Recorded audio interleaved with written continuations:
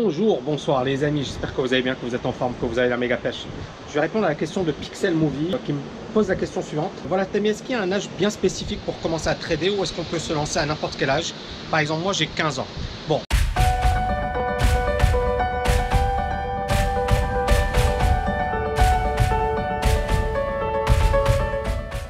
C'est une excellente question parce que on ne sait pas à quel âge on peut commencer à trader. Moi je vais vous dire, il n'y a pas d'âge. Si tu as 10 ans, 11 ans, 12 ans, tu veux commencer à trader, trade. Maintenant, Warren Buffett, il a commencé super jeune. Et il devait avoir 10, 12 ans, quelque chose comme ça. Il a commencé à acheter ses premières actions. Il a commencé à se faire une culture. Il a commencé à lire des bouquins. Donc, il n'y a pas d'âge. Si tu es doué, si tu es passionné, si c'est vraiment un truc qui te branche, commence. Il n'est jamais trop tôt. Et moi, je pense qu'effectivement, le talent n'atteint pas un nombre d'années. On peut être talentueux à 15 ans et beaucoup moins talentueux à 45 ans. Donc, ça, c'est le premier point. Premier point super important. Lance-toi. Deuxième point. Problème de 15 ans, c'est que tu vas rêver. C'est-à-dire que tu es jeune, donc plein de fougue, plein de... Voilà, tu penses que tout est possible, que tu peux réaliser des choses de fou, etc.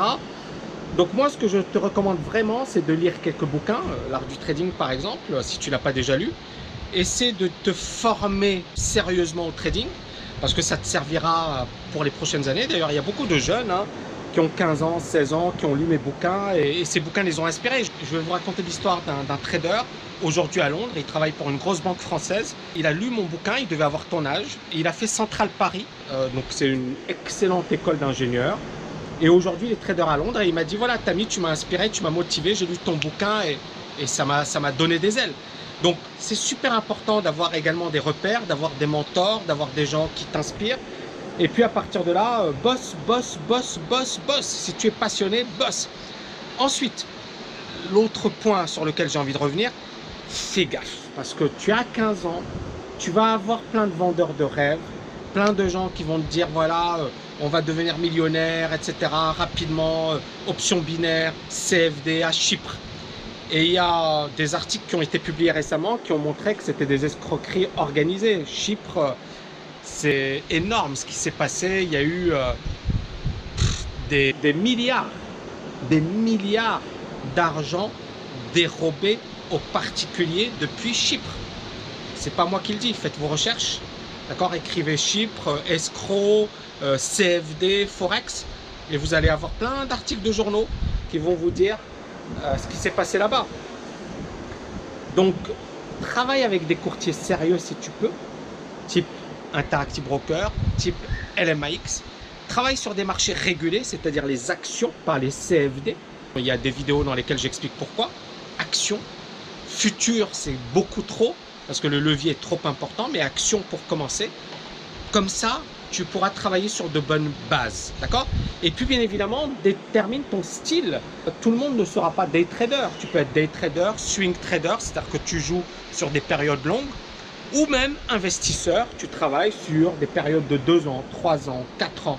Ça peut paraître long pour quelqu'un qui a 15 ans, mais je peux t'assurer qu'il y a des grands traders comme Jim Rogers, etc., qui ont fait fortune en travaillant sur des tendances lourdes, des tendances longues, d'accord?